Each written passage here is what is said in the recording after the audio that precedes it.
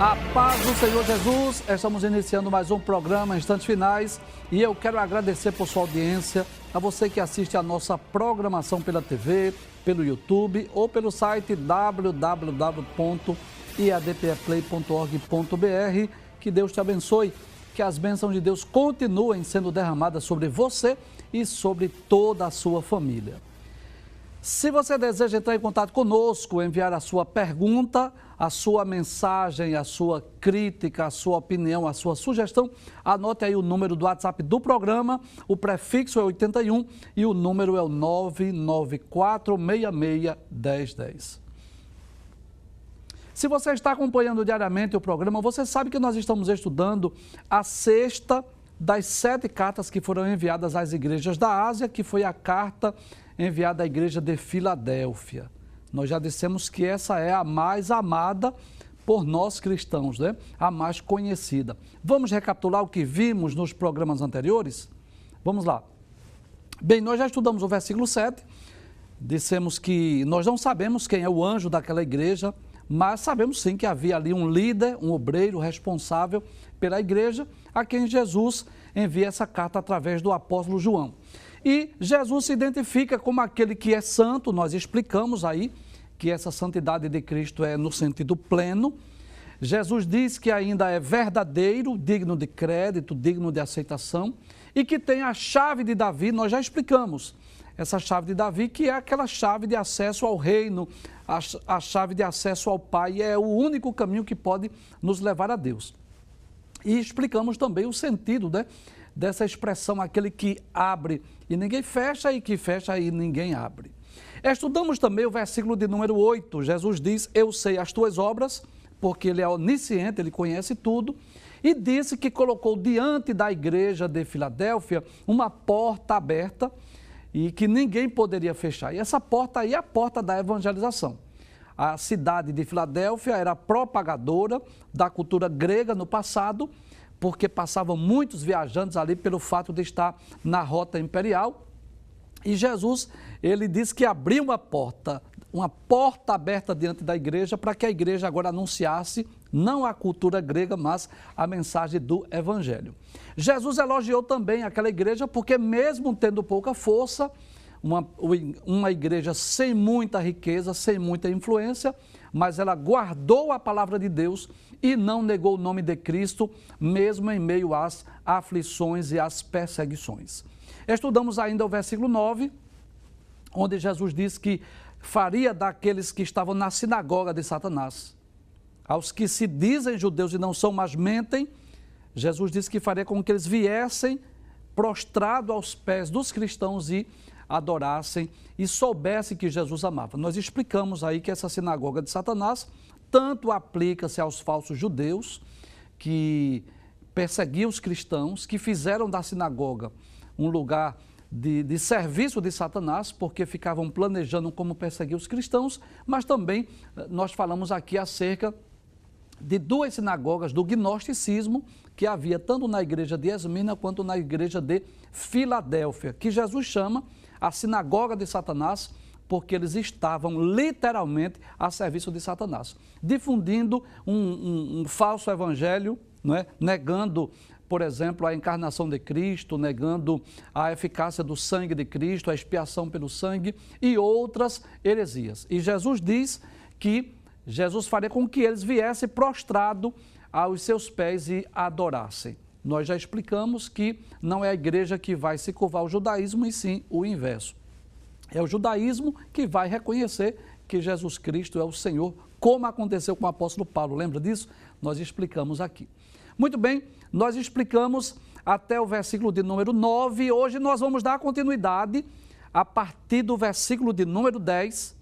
Não é? Nós já recapitulamos esses versículos para que você possa se situar no texto e agora vamos dar continuidade ao estudo dessa maravilhosa carta, que é a carta enviada à igreja de Filadélfia. Vamos ver o que diz o versículo de número 10. Diz assim, como guardaste a palavra da minha paciência. Muito bem. Em outras palavras, o que Jesus estava dizendo, né? Vocês guardaram a palavra de exortação, a minha palavra de perseverança. Jesus estava dizendo assim, vocês me obedeceram com perseverança, apesar das perseguições.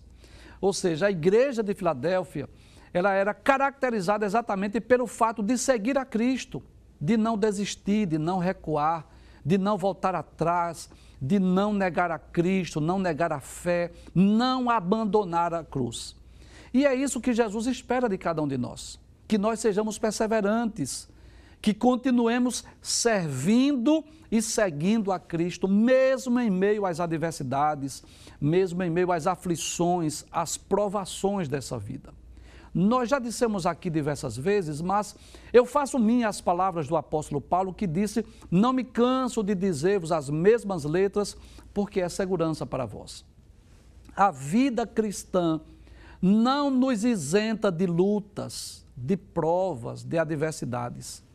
Seguir a Cristo não é viver uma vida tranquila, quieta e sossegada, não é ter uma vida de sombra e água fresca. Muito pelo contrário, né?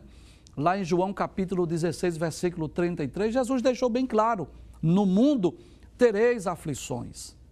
Na segunda carta de Paulo a Timóteo, no capítulo 2, versículo 3, Paulo diz a Timóteo, seu filho na fé: sofre, pois, comigo as aflições como bom soldado de Cristo.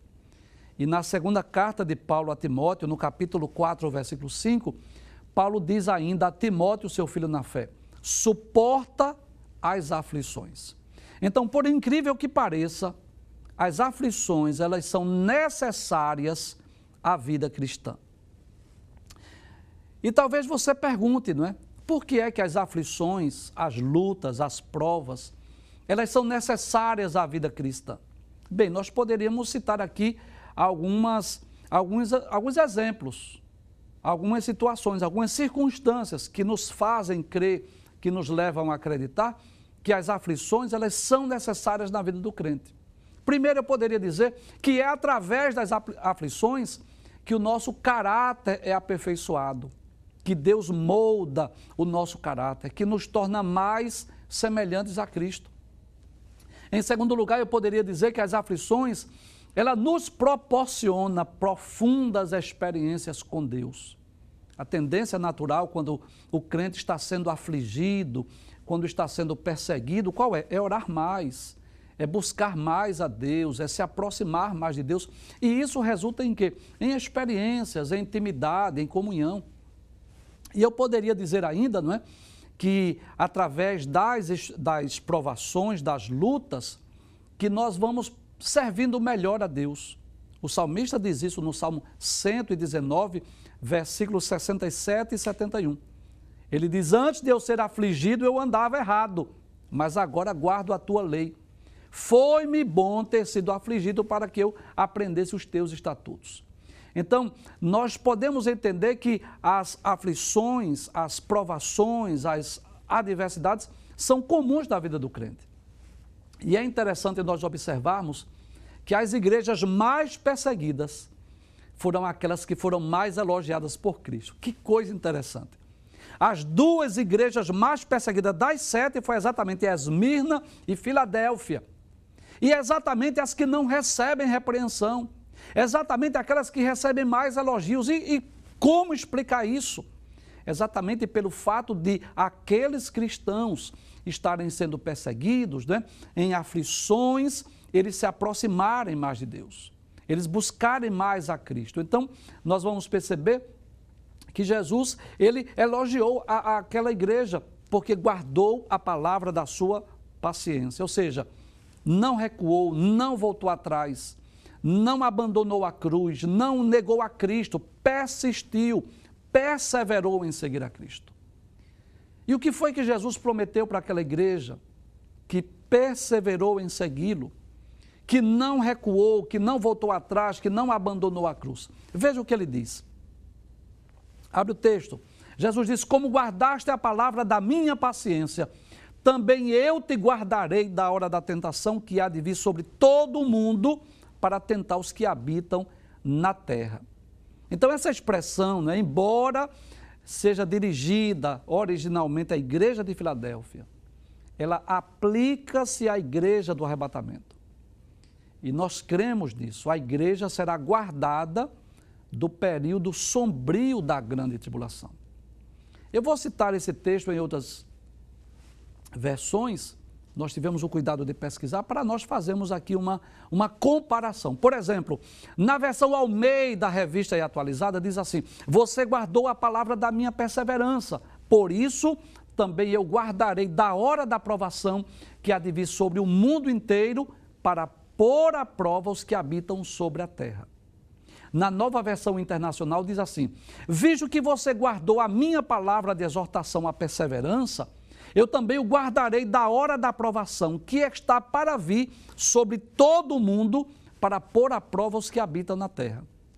E na Nova Versão atualizada, Nova Almeida atualizada, diz assim: você guardou a palavra da minha perseverança, por isso também eu guardarei da hora da provação que há de vir sobre o mundo inteiro para pôr à prova os que habitam sobre a terra. Então observe que nessas três versões que citamos, Jesus promete guardar a igreja da hora da provação que há de vir sobre todo o mundo, sobre o mundo inteiro. Por essa razão, nós cremos que a igreja não estará na terra durante os 7 anos de tribulação. Nós cremos que a igreja será arrebatada antes.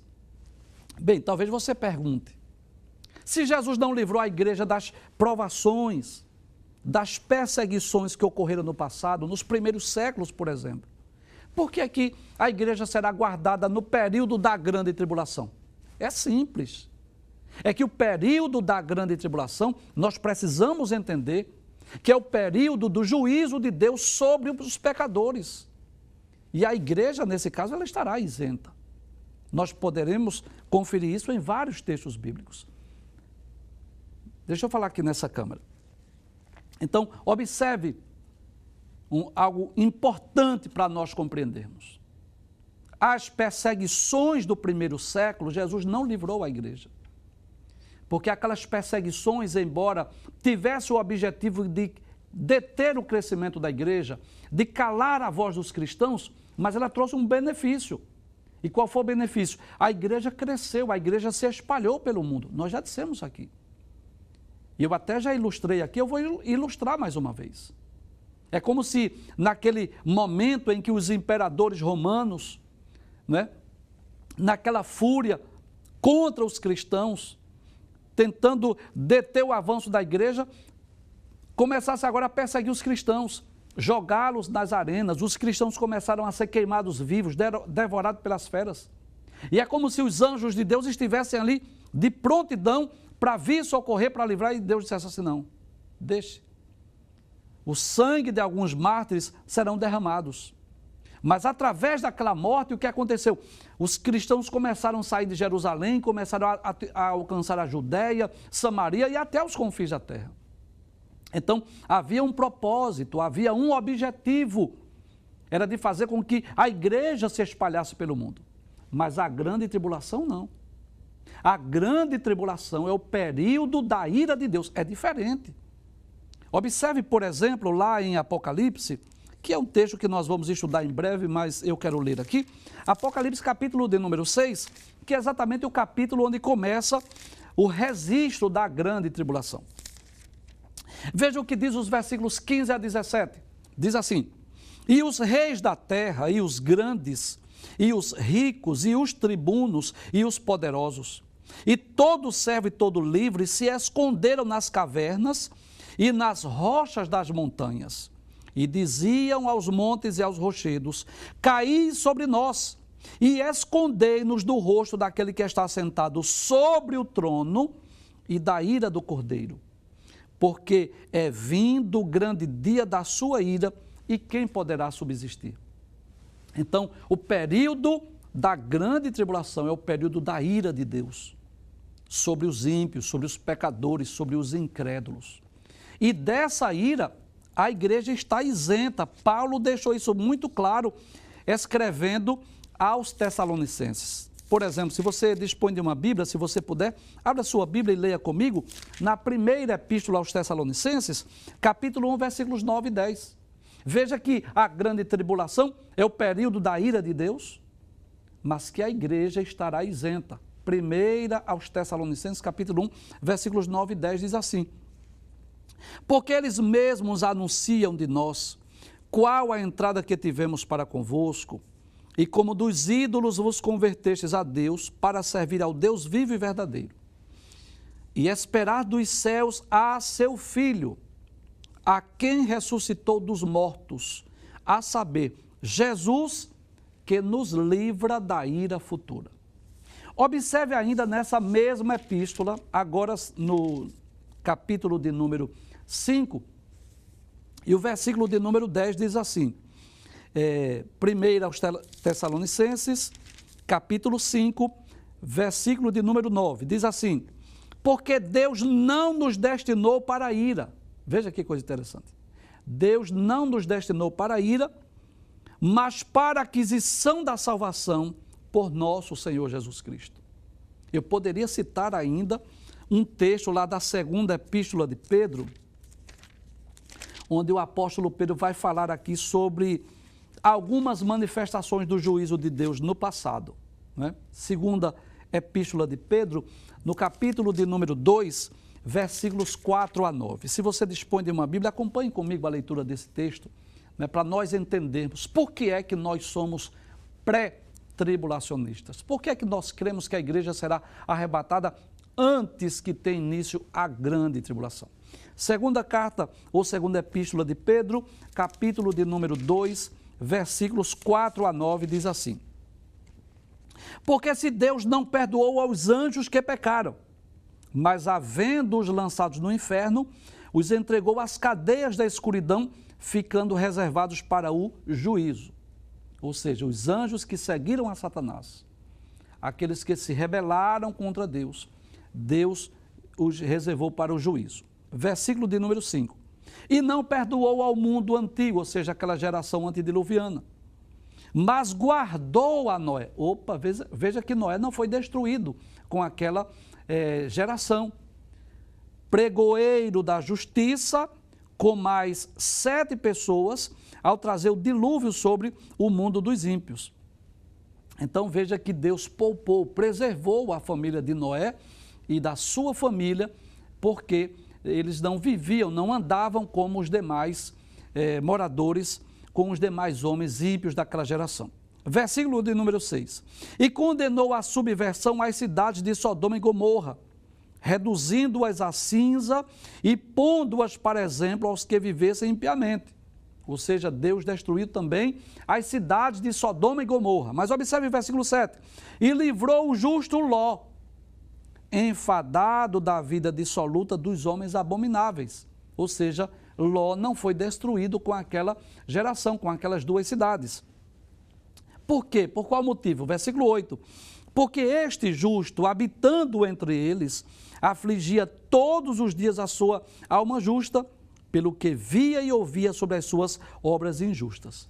Agora veja o que Pedro diz no versículo 9. Assim sabe o Senhor livrar da tentação os piedosos e reservar os injustos para o dia do juízo, para serem castigados. Por isso nós cremos que a igreja não estará na terra durante os 7 anos de tribulação. Nós cremos que antes que venha esse período sombrio da grande tribulação, a igreja será arrebatada. Por isso que nós estamos na iminência, né, na expectativa de que Jesus possa voltar a qualquer minuto, a qualquer instante, para vir buscar a sua igreja. Vamos reler o versículo de número 10? Para nós concluirmos, diz assim, como guardastes a palavra da minha paciência, ou seja, como vocês perseveraram em me servir, em me seguir, eu vou guardar vocês da hora da tentação que há de vir sobre todo o mundo, para tentar os que habitam na terra. Vejamos o que diz o versículo de número 11. O que é que diz o versículo de número 11? Eis que venho sem demora. Então, observe, né, algo interessante aí, que quando nós lemos a Bíblia Sagrada, nós vamos perceber que isso ficou muito claro nos ensinos de Jesus.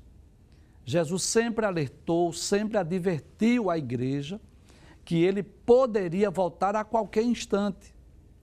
Sempre que Jesus falou da sua vinda, né, nós vamos perceber essa expressão, essa frase, eis que cedo venho, eis que presto venho.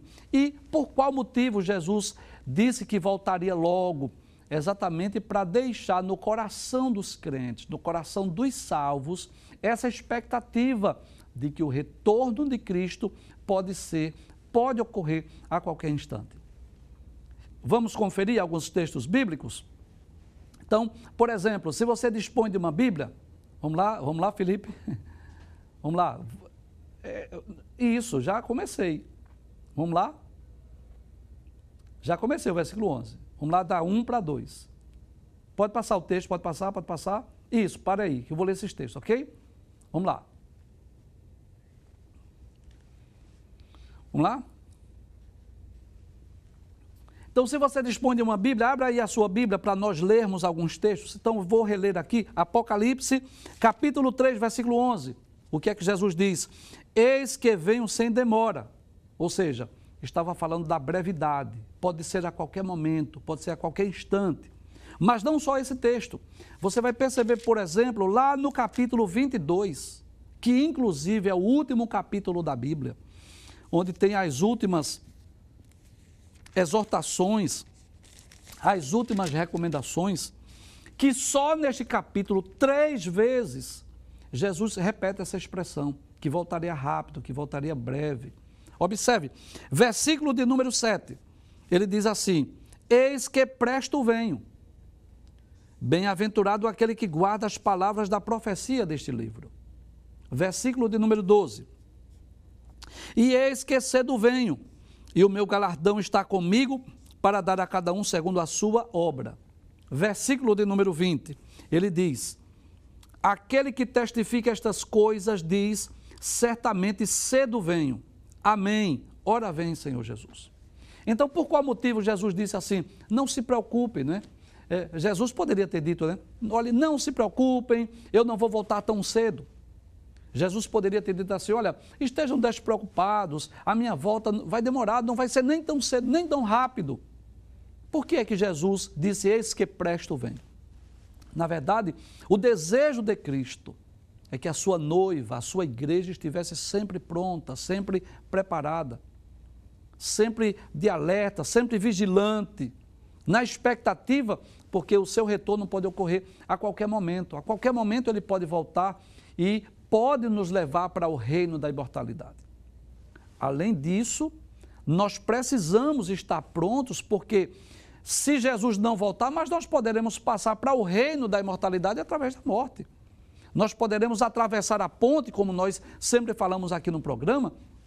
Então, o Espírito Santo, ele sempre esteve, né, no decorrer dos séculos, dos milênios, da história da igreja, sempre colocando no coração de cada crente salvo essa certeza, essa convicção que o retorno de Cristo pode ocorrer a qualquer instante, para que estejamos sempre prontos, sempre preparados, né? Inclusive, lendo a Bíblia, nós vamos perceber que o próprio apóstolo Paulo, em certa ocasião, ele chegou a pensar isso. Paulo chegou a pensar que seria arrebatado. Por exemplo, primeira epístola aos Tessalonicenses, no capítulo 4, versículos 16 e 17. Então, Paulo diz assim: porque o mesmo Senhor descerá do céu com alarido, e com voz de arcanjo, e com a trombeta de Deus, e os que morreram em Cristo ressuscitarão primeiro. Veja o que ele diz no versículo 17. Depois nós, os que ficarmos vivos. Então, o sentimento de Paulo naquele momento qual era? Que ele não iria experimentar a morte, que ele não morreria. A expectativa de Paulo é que ele seria arrebatado. Aí ele diz: depois nós, os que ficarmos vivos, seremos arrebatados juntamente com eles nas nuvens, a encontrar o Senhor dos ares, e assim estaremos sempre com o Senhor. Ainda na primeira carta aos Coríntios, capítulo 15, versículo 51, Paulo diz assim, veja outra ocasião em que Paulo, ele deixa claro essa expectativa, né, de que ele poderia nem morrer, poderia ser arrebatado. Ele diz assim: eis aqui vos digo o mistério. Na verdade, nem todos dormiremos, né? Ou seja, nem todos vamos morrer. É como se Paulo tivesse essa expectativa de que não morreria, mas que seria arrebatado. Agora, é claro que quando nós falamos que nós devemos estar prontos, preparados, vigilantes, porque Jesus pode voltar a qualquer momento, é claro que nós não podemos esquecer que nós temos dupla cidadania. É claro que nós não vamos viver uma vida irresponsável. Por exemplo, um jovem não vai dizer assim, eu não vou estudar, eu não vou trabalhar porque Jesus vai voltar. Não, eu não posso dizer assim porque nós não sabemos quando Jesus vem. Jesus pode voltar daqui a um minuto, mas ele pode voltar daqui a um ano, uma década, um século, nós não sabemos quando, mas devemos estar sim preparados, né? Exercendo a nossa dupla cidadania. Então, como cidadão da terra, nós estudamos, nós trabalhamos, nós pensamos no futuro, né? Mas também como cidadão do céu, como cidadãos celestiais da Nova Jerusalém, nós vivemos dessa expectativa de que Jesus pode vir nos buscar a qualquer momento. Vamos voltar para o texto. Aí Jesus diz, eis que venho sem demora, guarda o que tens, para que ninguém tome a tua coroa. Então, guardar o que tens significa guardar a fé, significa guardar a palavra de Deus, guardar sobretudo a nossa salvação. Nós já dissemos aqui que a nossa salvação é o nosso maior tesouro, a nossa maior recompensa. Nós já dissemos aqui que não existe maior conquista nesse mundo do que a nossa salvação. Jesus deixou bem claro isso. Ele disse de que adianta o homem ganhar o mundo inteiro se ele perder a sua alma. Então isso é o de mais valioso que nós temos. E esse verbo guardar lá no original grego significa vigiar, significa conservar, significa manter, preservar o que eles já haviam recebido. Então nós devemos guardar aquilo que nós já recebemos. Guardar a nossa coroa, preservarmos a nossa salvação. É interessante que os cristãos de Filadélfia, né, estavam bem espiritualmente. Nós observamos que Jesus não repreende aqueles cristãos. Jesus não traz assim nenhuma palavra de repreensão àquela igreja. O que é que nos ensina? O que é que nos mostra? Que espiritualmente eles estavam bem. Mas mesmo assim havia necessidade de guardar o que eles tinham. Mas por qual motivo Jesus diz que eles deveriam guardar o que eles tinham? Vamos ver o texto mais uma vez? Observe o que diz o texto. Guarda o que tens, para que ninguém tome a tua coroa. Então, quando Jesus diz para que ninguém tome a tua coroa, é porque existe alguém que deseja roubar a nossa coroa. E você sabe disso, que é o diabo, que é Satanás, o maior inimigo de Deus, o maior inimigo do homem e, consequentemente, o maior inimigo da igreja. Ele está, bramando em nosso derredor, buscando uma ocasião, buscando uma oportunidade para roubar aquilo que de mais precioso nós temos. Vamos ver alguns textos bíblicos? Por exemplo, Satanás, o nosso adversário, ele é tão astuto que ele foi tentar o próprio Filho de Deus. Nem Jesus escapou da tentação. É claro que Jesus nunca pecou, né? Mas Jesus foi tentado. Capítulo 4 do Evangelho escrito por Mateus nos mostra isso. Que Jesus estava lá no deserto, estava jejuando.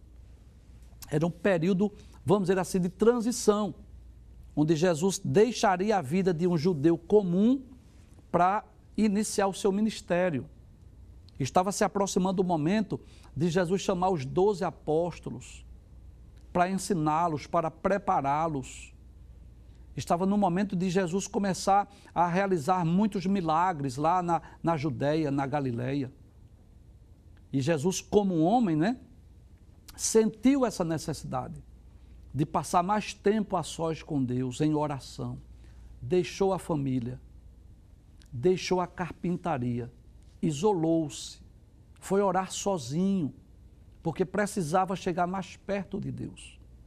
Sabendo da grande missão, da grande responsabilidade que estava sobre os seus ombros, sabendo que agora iria iniciar o ministério, estaria lidando com as multidões, precisando ensinar, curar, enfim, operar milagres, Jesus vai orar, vai jejuar. E quem é que chega? Quem é que se apresenta naquele momento? Satanás, o diabo, o adversário. Poderia ter respeitado Jesus, que era o Filho de Deus, mas nem Jesus estava livre da tentação. Então nós vamos perceber, quando nós lemos o capítulo 4, versículos 1 a 11 do Evangelho escrito por Mateus, que Satanás fez 3 investidas. Tentou colocar dúvidas no coração de Jesus. Então, primeiro disse a Jesus: se tu és o Filho de Deus, torna essas pedras em pães. Então, ele queria que Jesus usasse o seu poder, a sua autoridade para satisfazer suas necessidades. Que Jesus estava com fome. Jesus disse: olha, nem só de pão viverá o homem, mas de toda a palavra que procede da boca de Deus. Jesus usou a palavra para vencer a tentação. Depois, ele levou Jesus para o pináculo do templo e, claro, nós não acreditamos que Jesus tenha ido literalmente com Satanás ao pináculo do templo, de forma alguma, mas em pensamento, porque a tentação pode vir também através de pensamentos. Ele induziu Jesus: por que tu não te atiras do pináculo do templo? Porque está escrito, né? Satanás usa a Bíblia de forma deturpada e usa uma profecia para dizer a Cristo: está escrito que aos seus anjos dará ordem a teu respeito. Por que tu não te atiras? Porque todos vão crer, todos vão acreditar que tu és o Cristo, o Messias. Aí Jesus disse: mas também está escrito, não tentarás o Senhor teu Deus. Depois ele faz a terceira investida. E essa eu quero ler. Capítulo de número 4, versículo de número 9.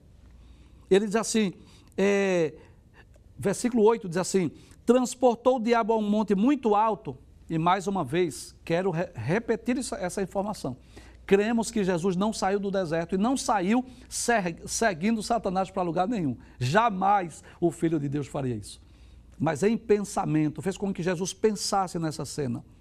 E mostrou-lhe todos os reinos do mundo e a glória deles.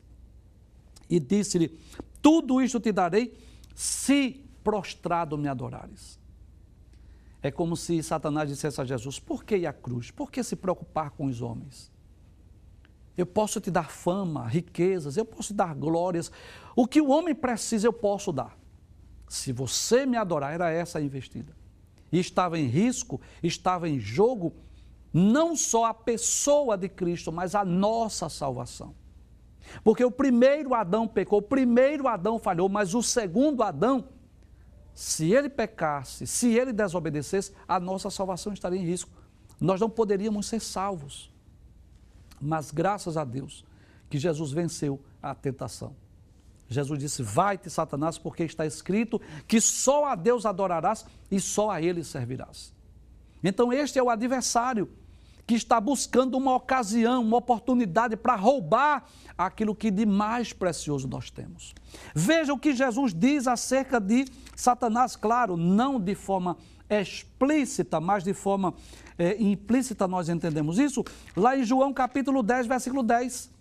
Você conhece esse texto? Capítulo 10 de João é o texto em que Jesus se apresenta como bom pastor. E Jesus diz, capítulo 10, versículo 10, o ladrão não vem senão a roubar, a matar e destruir. Então essa era a função do ladrão.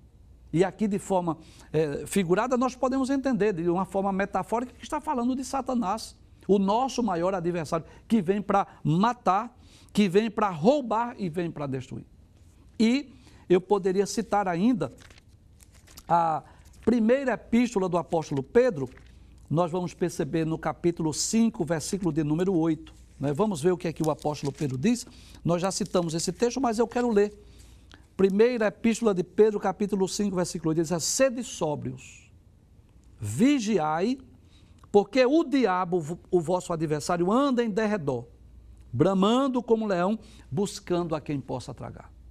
Então, Satanás está como um ladrão, buscando uma oportunidade para roubar o nosso maior tesouro, que é a nossa salvação. E é por isso que Jesus diz: guarda o que tens, para que ninguém tome a tua coroa. Vamos voltar para o texto mais uma vez? Muito bem. Eis que venho sem demora, ou seja, esteja pronto, esteja alerta, esteja vigilante, esteja esperando que eu possa voltar a qualquer momento. Mas Jesus diz: guarda o que tens, para que ninguém tome a tua coroa. Então, como nós sempre dizemos aqui, essa carta, embora tenha sido escrita para a igreja de Filadélfia, mas ela se aplica a cada um de nós. O que foi que nós recebemos? O que é de mais valioso, de mais precioso que Cristo nos entregou? Alguém querendo roubar, alguém querendo furtar. E há uma responsabilidade individual. Observe que coisa interessante, Jesus diz, guarda o que tens. E isso fala da nossa responsabilidade pessoal, da nossa responsabilidade individual de não negligenciarmos, de não sermos descuidados com aquilo que recebemos de Cristo. E eu me refiro, claro, principalmente à nossa salvação, que é o maior tesouro, o maior galardão, a maior recompensa, a maior dádiva, mas eu posso dizer que dentro dessa salvação também estão inclusas aí outras bênçãos que Deus nos deu, que Cristo nos entregou. Nós poderíamos dizer, por exemplo, falando da igreja de Filadélfia, que era uma igreja que tinha uma missão. Qual era a missão? De evangelizar o mundo.